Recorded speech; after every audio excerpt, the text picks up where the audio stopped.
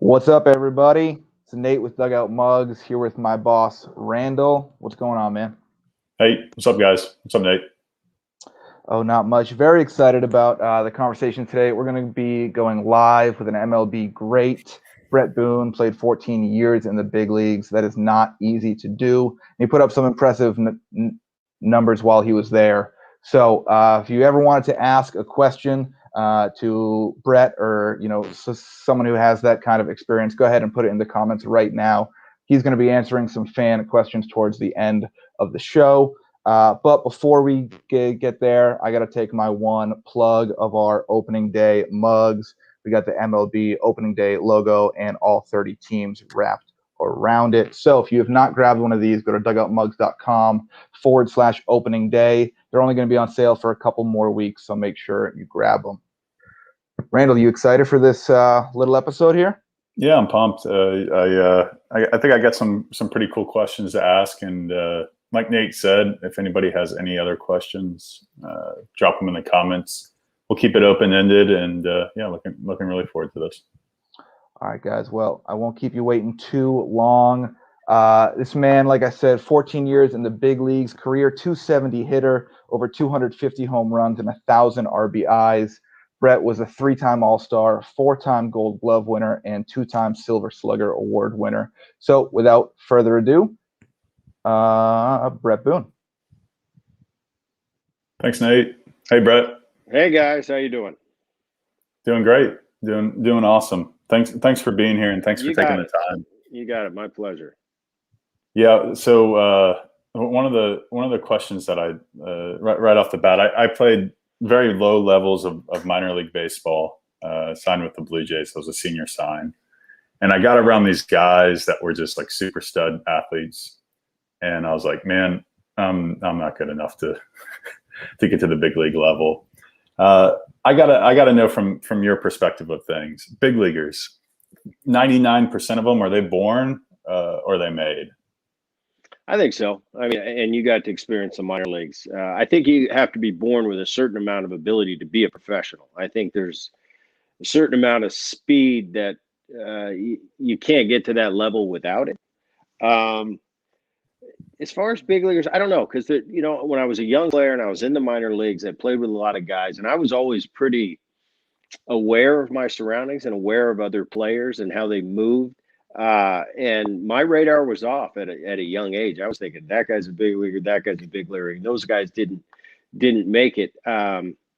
Why not? Why do you think they? I think intangibles. I think the mental side takes over. I used to you'd hear from veteran players when I was coming up. They stacked those decks up, 2, 3 fold compared to the minor leagues, which is one level usually where the fans sit and people freeze. When I came to the big leagues, everybody was expecting, because I grew up in that atmosphere. My dad played a long time, and I grew up in big league clubhouses. So when I got there, it's like, oh, well, you're used to it. It's it's a big deal. It's one thing being a little kid running around the clubhouse when your dad's a player. It's another, this is your job and this is your livelihood. And if you don't play good, you're gone.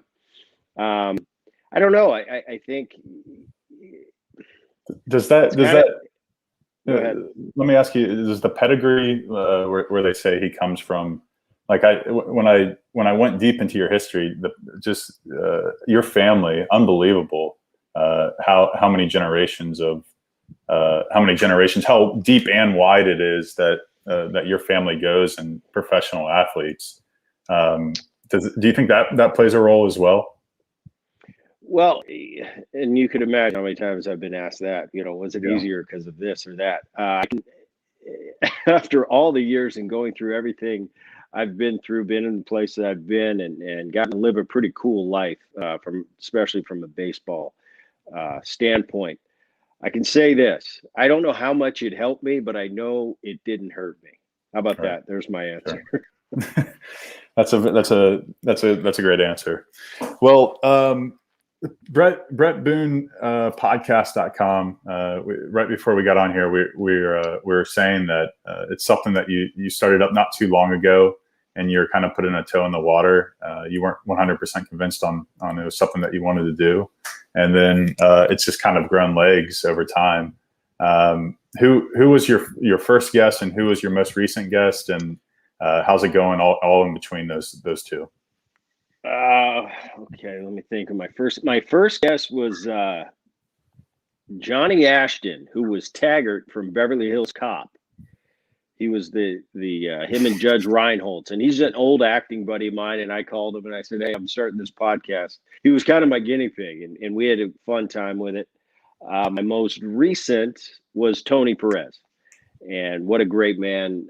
My time in Cincinnati, I got to know Tony pretty well, and he's obviously from the legendary Big Red Machine, and he was a lot of fun too. I'm all over the map with these guys. I try to go. The old school Tony Perez era, my father's era. I got to interview him. He was a lot of fun.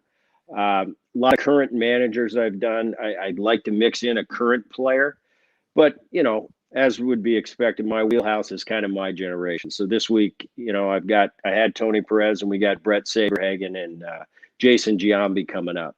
Nice. So I'm all over the map. We're going to have Harold Reynolds from MLB Network next week to give that perspective. I've had Jim Bowden with MLB Network, and he's an analyst and kind of a behind the scenes guy, former GM. I had a lot of fun with that one. But I've had a lot of fun with all of them. Mike Scioscia was one of my favorite, how he contrasted my generation of players, 90s, early 2000s to today, in the analytics, and how he broke it down, because he just retired a couple years ago. So I love guys that make me think. There's not too many times I can talk baseball with somebody and come away from a conversation and go, I learned something. But once in a while you can. So she made me think during our interview. So like you said, I got into this. I just kind of stuck my toe in it, was getting some reps on the other side of the mic.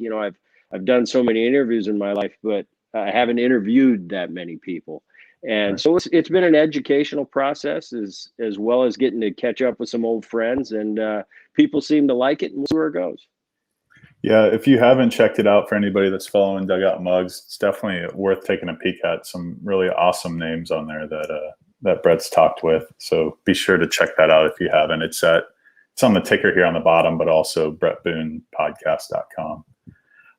So I got to know, you spent 14 seasons in the big leagues, and then I assume how many minor league seasons did it take you to get there? Well, I signed. I went to my short season was the Carolina League at the time for me. So I did a half year. I did a full year in AA, and then I got called up in August in my AAA season. So I don't know, 2 years, a little less than 2 years. I was a college sign, so I was a little bit, I was 21 years old when I signed. So yeah, and I got to the big leagues really quick, and got humbled really quick when I got there. I thought. I tore through the minor leagues, and I remember getting my first hit and getting the ball for my first hit, and thinking to myself, "Wow, this I'm going to tear this up like I did AAA." A couple months later, I'm sitting in my locker hitting 198, going, "Yeah, big leagues is really hard." So I definitely had my stumbles. I definitely had my humbling times, but like everybody that makes a career out of this.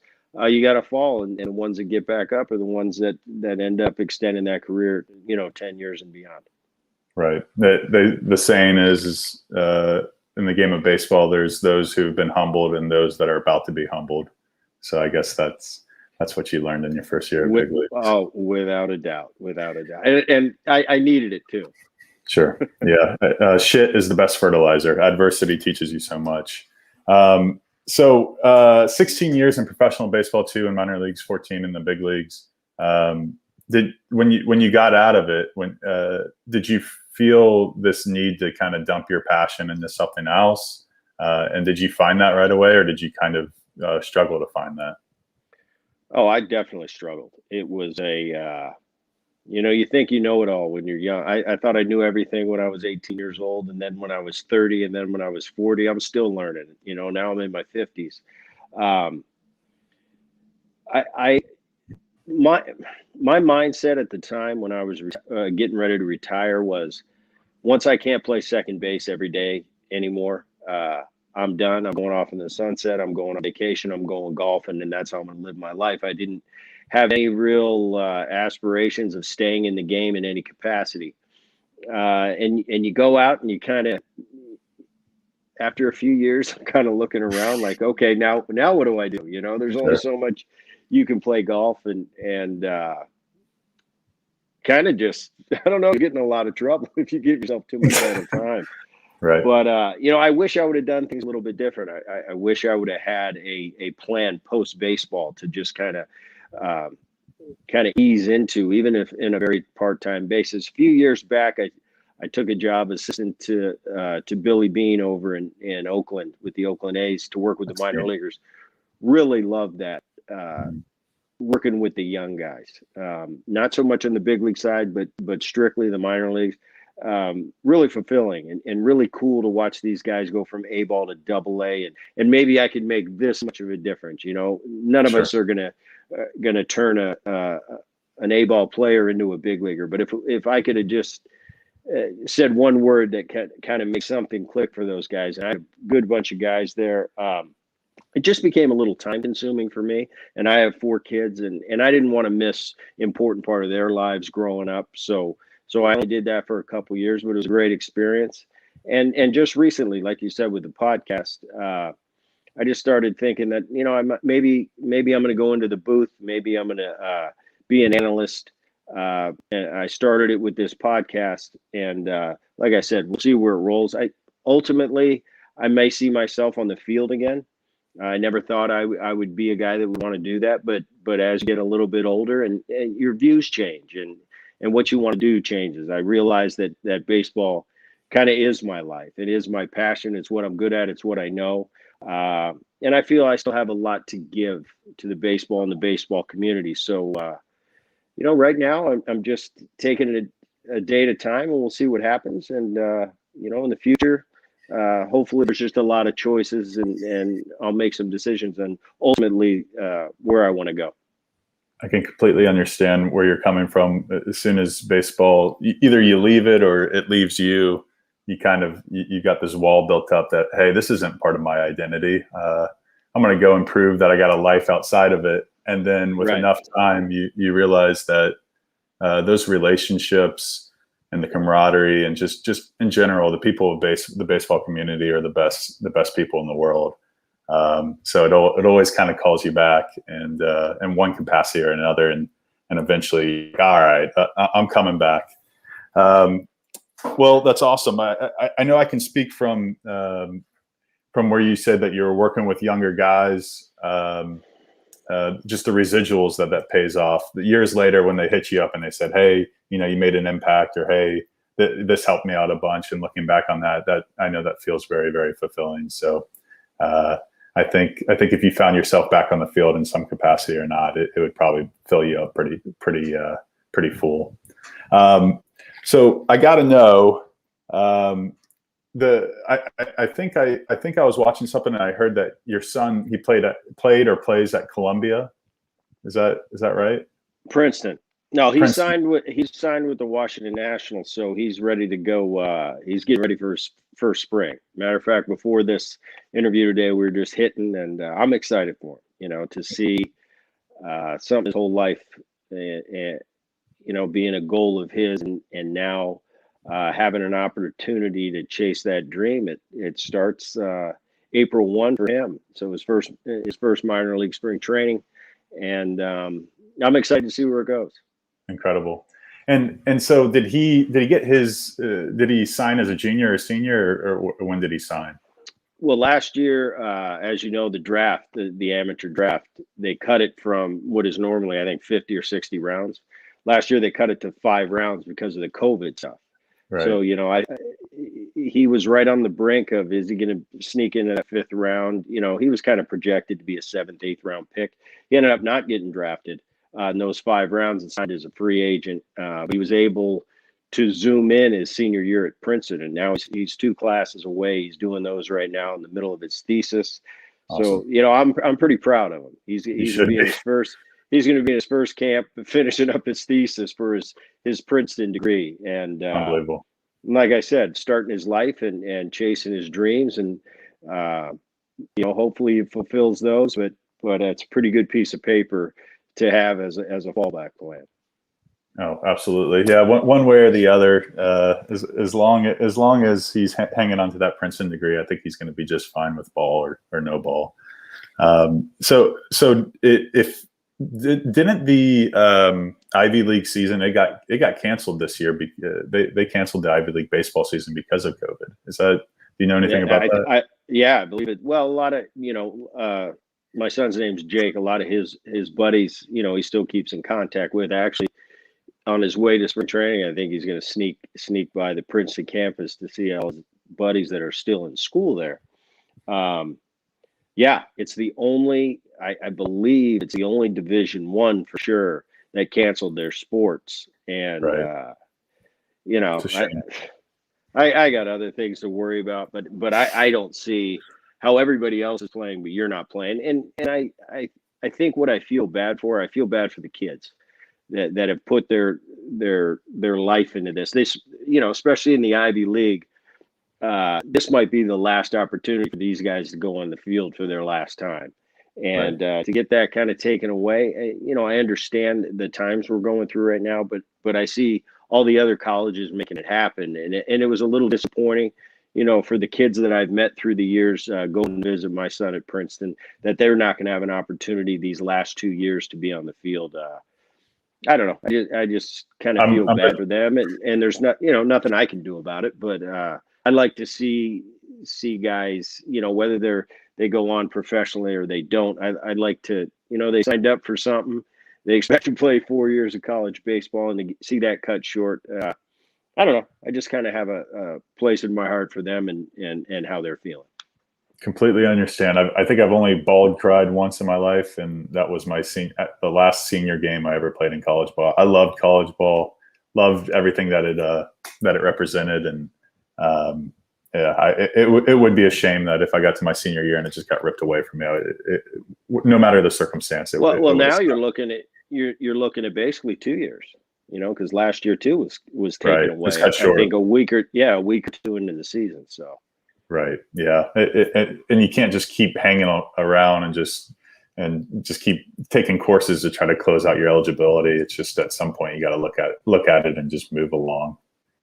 Right. All right. Let me take a look at some of these. We got about 3 minutes left here, and I want to grab some of these questions from the comments and throw a couple your way. Let's see here. They're on the screen. Oh. Randall, I got you. Yeah.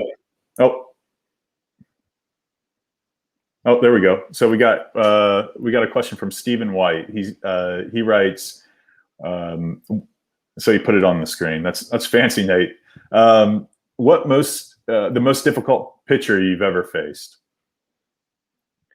I got a good answer for you. It's once again another question I've been asked a lot, and I sum it up with the mid '90s. I was in the National League at the time, and I just sum it up easy. Maddox, Smoltz, Glavine. Still to this day, I wake up sweating, thinking, oh, I got to go to Atlanta in a week. And I remember getting that USA Today back in the 90s and counting the days, like, how am I going to miss one of those guys? And it always seems like it felt the same. Maddox, Smoltz, Glavine. But that's my stock answer. Really, they were a pain in the neck. But, man, there were a lot of tough guys out there. Randy in his day, Pedro, the Clemming, Schilling when he came up with the split. There were a lot of guys, a lot more guys I didn't like facing than I did like facing. But that mid-'90s Braves rotation, could be the greatest of all time. Yeah, pretty incredible. What team were you playing for when the Braves were running those three out there? I was with I came up with the Mariners, and then those middle 5 years from '94 to '98, I was in Cincinnati. Then I got to join the Braves in '99, and I got to go to a World Series with them. And I still remember, Maddox was my locker partner in Atlanta in '99, and before each series, well, once in a while, before the series, you go in and you do your meetings about who you're about to play a 3 or 4 game series with. You go over the defense, how we're going to pitch them. And I remember Greg would always pull up my stats against him, and he'd just have it on a piece of paper, and he'd just subtly hand it to me during the meeting and go, "Aren't you glad?" And he'd go, "Aren't you glad you're on my team now?" And I just, what I didn't have an answer for it because it was true. It was right there on paper. I got him a little bit late in his career. I started to get him a little bit, and he just kind of chalked it up as, "Oh yeah, Boone, get me when I'm old." So Right. quite a pitcher, man, quite a pitcher. Yeah, I bet. I've heard he's kind of a sneaky savage. So that story kind of backs up those things that you hear through the grapevine about him. But yeah, you look back on his stuff and you're like, that guy's ridiculous. All right, we have another question here.